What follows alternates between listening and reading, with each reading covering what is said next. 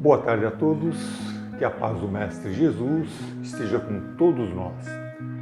Dando prosseguimento à leitura de O Livro dos Médiuns, nós estamos no capítulo 19, Dissertação de um Espírito sobre o papel dos médiuns. Esse é o item 225, parte 4. Até aqui, Erasto e Timóteo procuraram nos mostrar como é o processo comum pelo qual os espíritos transmitem uma mensagem para o ser humano encarnado. Vimos que o espírito irradia seu pensamento e esse pensamento, em forma de ondas, é captado pela mente do médium, através da sua glândula pineal, seguindo para o cérebro. A pineal é o elemento físico que atua como um receptor e transmissor de pensamentos. Os pensamentos são imateriais, não têm forma, não têm cheiro, não têm peso, não têm medida. O cérebro de um bom médium é um verdadeiro computador biológico que recebe da pineal o pensamento do espírito e, através de processos elétricos, químicos, ele transforma, processa esse pensamento e cria para eles uma vestimenta para que eles possam ser reproduzidos, seja pela escrita, seja através das palavras que poderão ser entendidas, pesadas, medidas, avaliadas no nosso mundo físico. Agora, nessa questão que vamos ler em seguida, nessa parte, eles procuram explicar o processo inverso. O que acontece quando é o ser humano encarnado que quer transmitir seu pensamento para o espírito. Então vamos lá.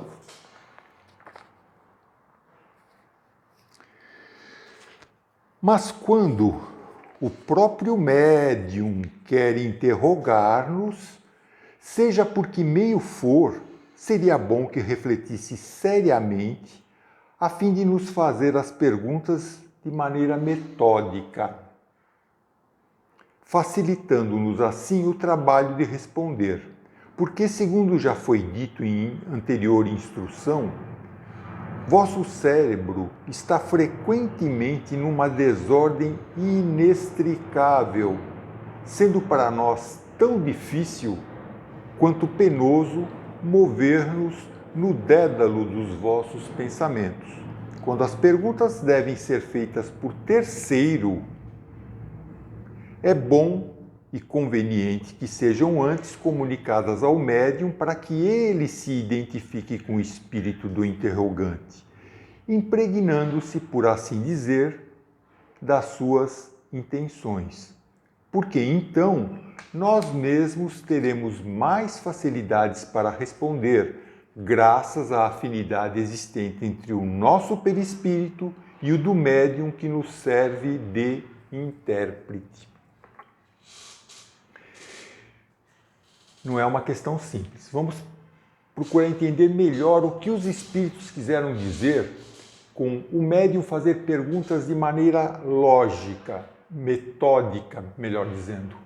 Seria apenas a construção, a elaboração organizada, técnica de uma frase com sujeito, predicado, objeto sobre o assunto que quer comunicar? Seria isso? Quando um médium, ou qualquer um de nós, quer manter contato com o nosso mentor, o nosso anjo da guarda, um espírito qualquer, nós simplesmente deveríamos respirar fundo, nos acalmar e, de uma forma relaxada, sem expectativas, irradiar o nosso pensamento, a nossa dúvida, o nosso pedido, para que sintonize esse pedido, sintonize com aquele com quem queremos nos comunicar.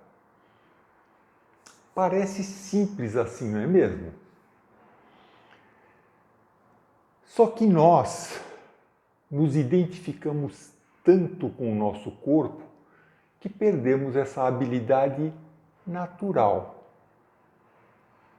E o que acontece? Nós procuramos organizar racionalmente o que queremos passar. Não na mente, no coração, aquilo que a gente está querendo passar, mas nós queremos organizar no nosso cérebro. Para isso organizamos os nossos sentimentos, os pensamentos, os anseios, tudo de uma forma bem explicadinha. Palavras bonitinhas, concordâncias verbais, afinal de contas nós vamos falar com um espírito, né? Um espírito superior. Então a gente quer deixar tudo bonitinho.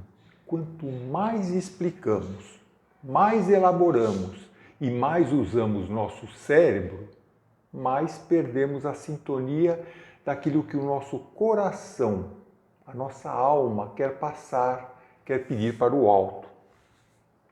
Mesmo uma oração bem feita, com palavras respeitosas, bem elaboradas, se não tiver o sentimento, que alcance pode ter?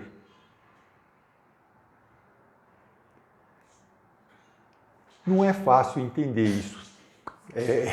Parece simples, mas é meio complicado. Para exemplificar como isso funciona, eu vou contar uma historinha que ocorreu com um amigo meu.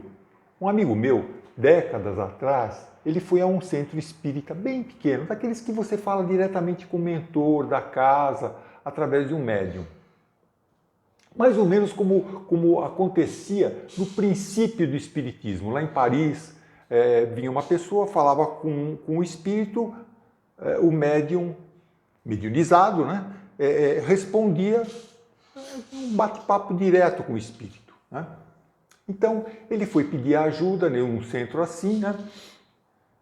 E ele disse que ele estava vindo lá para pedir uma ajuda para um parente, um amigo que estava com problema de saúde numa localidade bem distante dali. O espírito pediu o nome e o lugar onde estava essa pessoa. Esse meu amigo começou a procurar no bolso da calça, né, o papelzinho com os dados da pessoa, o nome completo, direitinho, bem escrito, e onde que ele morava, o endereço, o CEP, tudo, né? O espírito disse a ele: para, eu quero apenas pense nele, onde ele mora, que eu vou até lá. Aí o meu amigo começou a pensar, mas ainda assim, o que ele fez? Ele começou a pensar como chegar naquela localidade distante, era outro estado. Aí ele pensou, bom, pego a Avenida dos Bandeirantes, depois caio na rodovia tal, entro na Raposo, saio na saída tal, e começou quietinho elaborar aquilo tudo no pensamento para passar para o espírito e encontrar o amigo dele, né? Como se fosse o Waze, o Google Maps, sabe?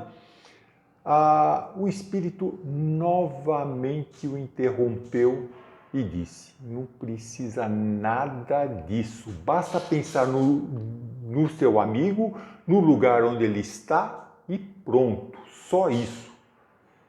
Meu amigo ficou assim meio surpreso, mas foi o que ele fez. Fechou os olhos e pensou no amigo dele, sabia onde que ele morava. Instantaneamente, no mesmo instante, o espírito disse: cheguei lá, já estou lá. Vê que coisa incrível, né? Já estou lá. Ele passou a descrever a casa, o ambiente, a varanda, o quarto onde estava o amigo dele, em que posição estava lá, e rapidamente fez uma consulta, uma percepção, e disse para esse meu amigo o que estava acontecendo com aquela pessoa e o que deveria ser feito. Trouxe a solução que era possível dar naquele instante. Então dá para perceber como é que funciona, é um mundo totalmente diferente do nosso. A rapidez e tudo mais. Então nós, quando queremos falar com os espíritos, temos que sintonizar dessa mesma forma. Se a gente começa a usar demais o cérebro, demais, nós perdemos o contato com o coração, com a alma, e não dá certo. Olha só o que está escrito na introdução do capítulo 14 do Livro dos Espíritos. Capítulo 14, está aqui. Para os espíritos, principalmente para os espíritos superiores, a ideia é tudo. A forma nada vale. Livres da matéria, a linguagem de que usam entre si é rápida como o pensamento, porquanto são os próprios pensamentos que se comunicam sem intermediário. Muito pouco à vontade hão de eles se sentirem quando obrigados, para se comunicarem conosco, a utilizarem-se das formas longas e embaraçosas da linguagem humana e a lutarem com a insuficiência e a imperfeição dessa linguagem para exprimirem todas as ideias. Acho que talvez esse foi um dos motivos pelo qual Jesus, em Mateus, capítulo 18, ele diz: em verdade vos digo que se não vos converterdes e não vos fizerdes como crianças, de modo algum entrareis no reino dos céus. É uma forma que nós poderíamos entender como é que nós vamos entrar no reino dos céus, como é que nós vamos nos comunicar com os seres desencarnados, os espíritos superiores, se a gente não for bem humilde e simples de coração, e não todo rebuscado, que isso só dificulta a ajuda que eles querem nos prestar. Vamos procurar, então, continuar aqui. Podemos certamente tratar, dizem os espíritos, podemos certamente tratar de matemáticas através de um médium que as desconheça por completo, mas quase sempre o espírito do médium possui esse conhecimento em estado latente. Isso quer dizer que se trata de um conhecimento pessoal do ser fluídico e não do ser encarnado, porque o seu corpo atual é um instrumento inadequado ou rebelde a essa forma de conhecimento. O mesmo se dá com a astronomia, a poesia, a medicina e as línguas diversas, e ainda com todos os demais conhecimentos peculiares à espécie humana. Por fim, temos ainda o meio penoso de elaboração aplicado aos médiuns completamente estranhos ao assunto tratado, que é o de reunião das letras e das palavras, como se faz em tipografia. Então, Erasto e Timóteo, eles mostram como é complicado para os espíritos, transmitirem seus pensamentos aos encarnados, especialmente quando o médium é completamente estranho a um assunto que ele, espírito, esteja transmitindo.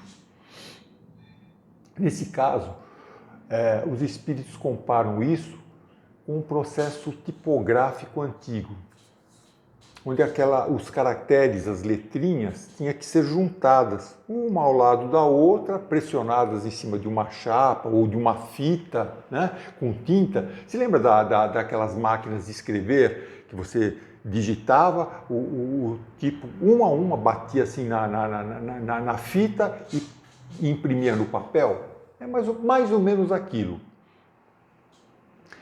Lembrando mais uma vez que o conhecimento do médium em todas as suas encarnações está armazenado na sua mente, na sua alma. E é de lá que o bom médium, que conhece o assunto, muitas vezes de vidas passadas, retira os materiais de forma rápida e precisa e entrega ao seu cérebro para traduzir em palavras o pensamento, o sentimento, a emoção do espírito comunicante, tornando menos penoso o trabalho do espírito.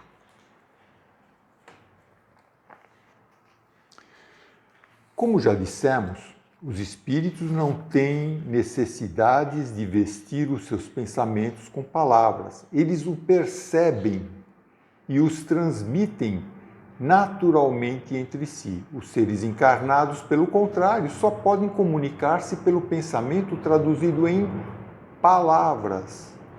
Enquanto a letra, a palavra, o substantivo, o verbo, a frase, enfim, vos são necessários para a percepção, mesmo mental, nenhuma forma visível ou tangível é necessária para nós. Finaliza assinando Erasto e Timóteo.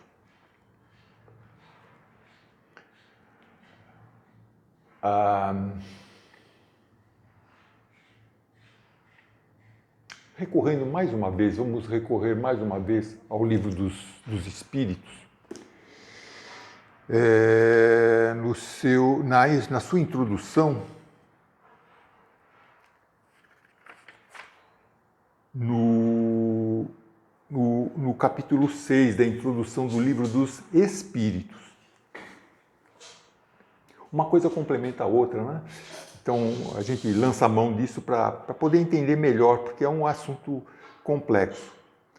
Diz o livro dos Espíritos, nesse seu capítulo, na introdução, no capítulo 6.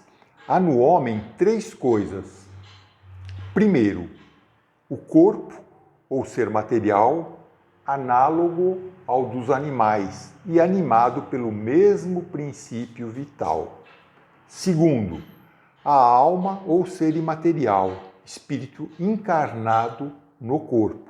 E terceiro, o laço que prende a alma ao corpo, princípio intermediário entre a matéria e o espírito.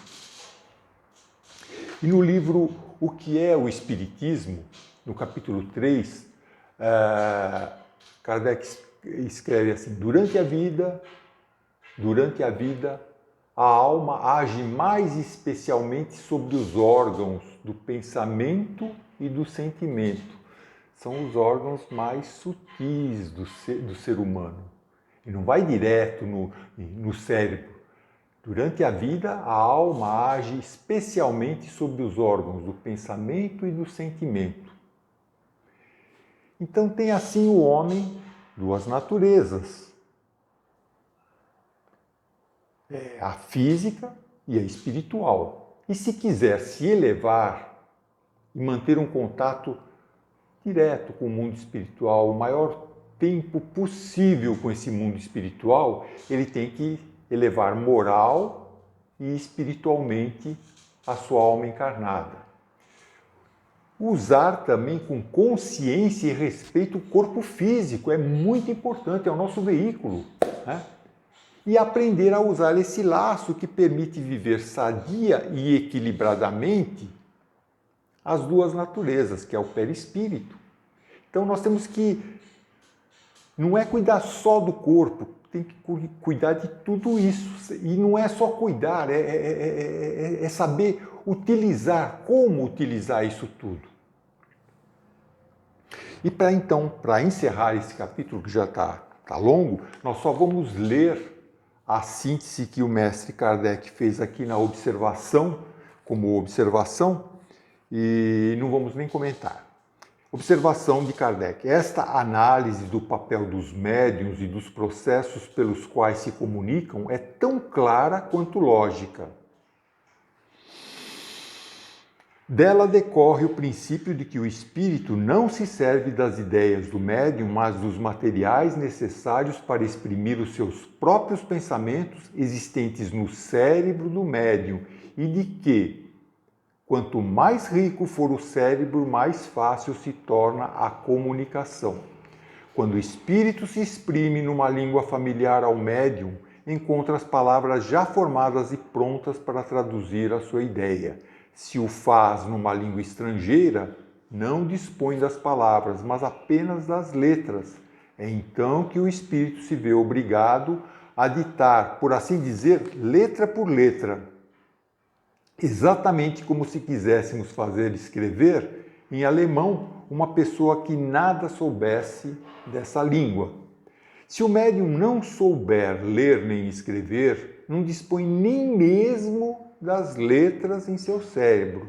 É então necessário que o espírito lhe conduza a mão como se faria a uma criança. Nesse caso, há uma dificuldade material ainda maior a ser vencida. Esses fenômenos são possíveis. Temos deles numerosos exemplos, mas compreende-se que essa maneira de proceder não corresponde à necessidade de extensão e rapidez das comunicações e que os espíritos devem preferir os instrumentos mais rápidos, ou como eles dizem, os médiuns bem aparelhados, segundo o entendem. Se os que pedem esses fenômenos para se convencerem tratassem antes de estudar a teoria, ficariam sabendo em que condições especiais eles se produzem. Então, chegamos aqui ao final dessa leitura do item 225 da parte 4. Que a paz do Mestre Jesus continue com todos nós.